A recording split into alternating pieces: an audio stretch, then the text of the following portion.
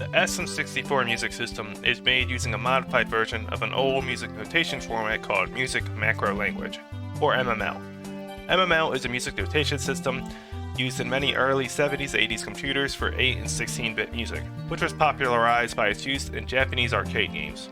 On the N64, the system has evolved to fit Nintendo's personal use case, which is much more advanced than the original uses in the arcade chiptune era. This system works by executing time-based events, which tell the game to play notes, change volumes, and generally control music parameters, which is what the MIDI standard mostly does. The difference is that SM64 has extra events that can be used to execute computer logic. These mostly manifest in what are known as variations and sound script I/O values. These two extra variables can be used to add, subtract, branch, jump, and do just about anything a regular computer program could, which can be used to create many cool effects.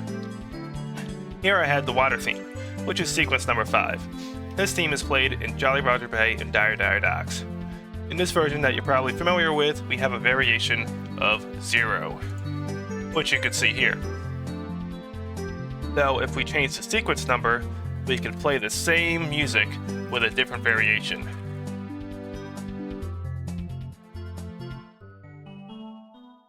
If we look at the variation value now, we have -128. The game uses this value inside the sequence file to choose which MIDI channels to play. In this variation, we only have 2 piano channels, while in the original, we play all of them. The logic to execute this is coded directly into the music file.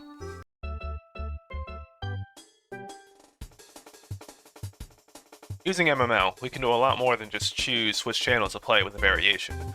We can choose to play certain sections of music with it as well. Here I have the music played on the demo screen. This is actually the same sequence used for a game over screen, which is just controlled with a variation. When I play the same song with a variation, we get an entirely new section of music to play, all controlled by just changing the sequence number. And here we see that the music loops back around to the same portion as the demo screen, but we have a variation. Generally, we control channel parameters using sound script I/O slots, which I have exposed here. We have 16 channels and 8 script I/O slots. I can set these to any 8-bit value using code, which if I manipulate to match game parameters, can be used to create adaptive music. In this example, I have coded the sound script I/O value to correspond to several channels' volume scale. Sound script I/O values get initialized to -1 when you start the sequence, and it does nothing now.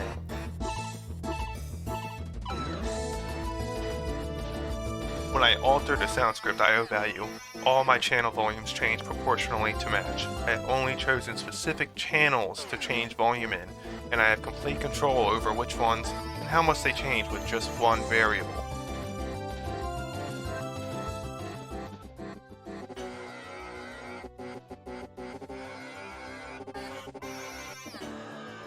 We aren't limited to such trivial control though.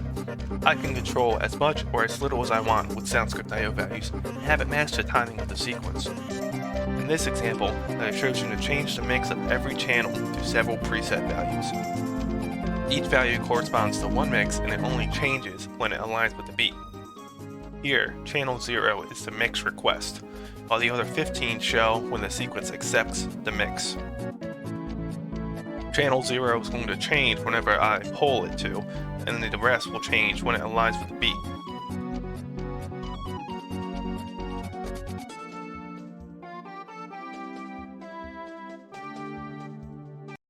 There are several more examples of things to do using MML scripting. In this demo, I create a progressive music that aligns with our game progress. Here I have a sequence I've programmed to progress only if the variation is set via code. If we don't reach a certain checkpoint inside the game, we will be stuck with just the intro of the song, but once we pass it, the song will continue as normal.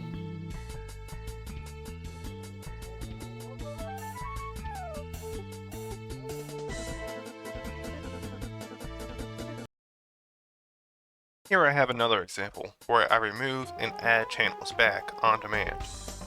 You can see the channel volumes on I/O slot 4. I control them using I/O 0 and 1. Just setting them to any positive value will send the request out to mute them or send them to full volume.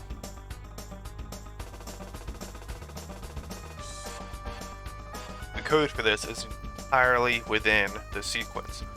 There is no extra code inside the program I'm running. All I'm doing is setting the request.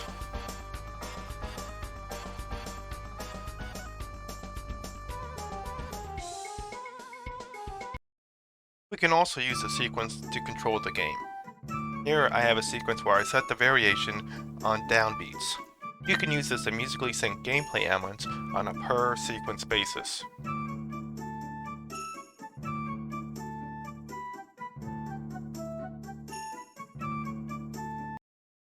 On top of being useful for adaptive sequences, we can use MML to compress the size of musical effects.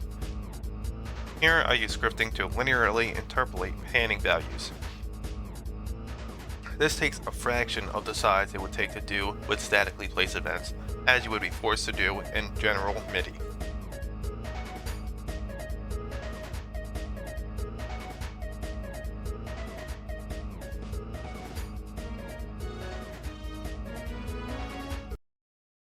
We can also use MML to intelligently control other channel parameters in useful ways. Here I have a sidechain composition, which is where I control the volume of one channel with another channel. The kick lowers the volume of the bass line, allowing it to stick out more.